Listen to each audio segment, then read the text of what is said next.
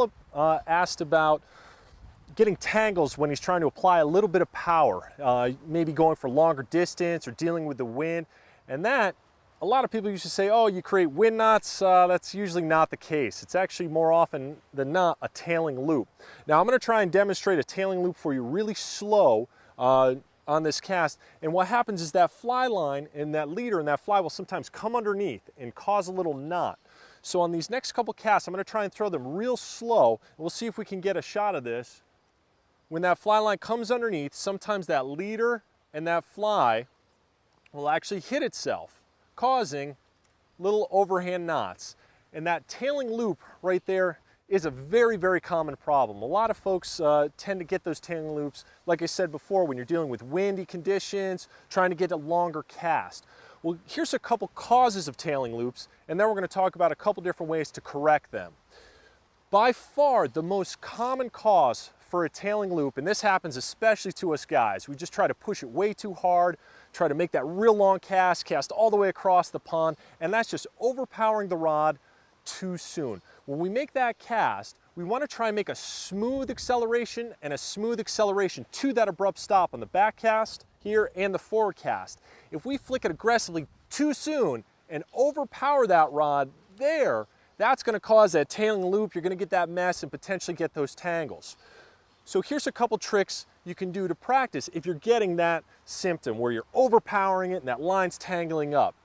Make a low angle cast. I love these low angle casts. They're great for seeing everything. When you make that forward cast, just think it's a smooth acceleration. So start slow, accelerate, then come to an abrupt stop. That's going to give you a much nicer, smoother loop. That's going to result in great turnover. That's that leader and that fly straightening right out. So just think, start low, smooth acceleration to that abrupt stop. Smooth acceleration to that abrupt stop. So that is by far the most common, just trying to overpower it too soon. Now another common cause of a tailing loop is kind of a punch. There really isn't much turnover with the hand when we make that forward cast. If I just punch forward here, just with my fist, not using much wrist or that thumb to turn it over, that's going to cause a tailing loop right there. To get rid of that, just think, give a little push with that thumb. Get that rod tip to turn right over. When we make that cast, just a little push with the thumb, turning that rod tip over. That's going to help keep that loop open and roll it right out to those fish. And then finally, the third common cause of a tailing loop, well, I shouldn't say common, but it's a great way to demonstrate a tailing loop, is too short of a casting stroke for the amount of line. The casting stroke is how far back we go on the back cast to how far forward we go. Kind of looks a little bit like a V. This is my casting stroke, about here to about here for this much line. Now if I all of a sudden shorten it up, there's the tailing loop. Too short of a casting stroke for that length of line can definitely cause tailing loops.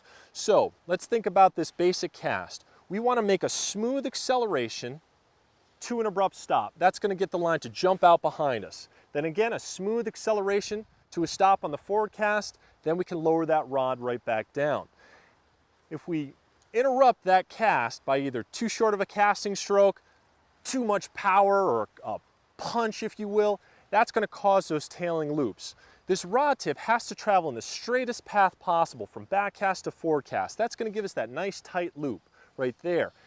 If we travel in a little bit of a concave path, just think high, low, high, rod tips high, low, high, that's going to cause that tailing loop to form. So just tell yourself nice and smooth, easy does it, not too far back, not too far forward, and a nice straight path, and that should help you deal with those tailing loops.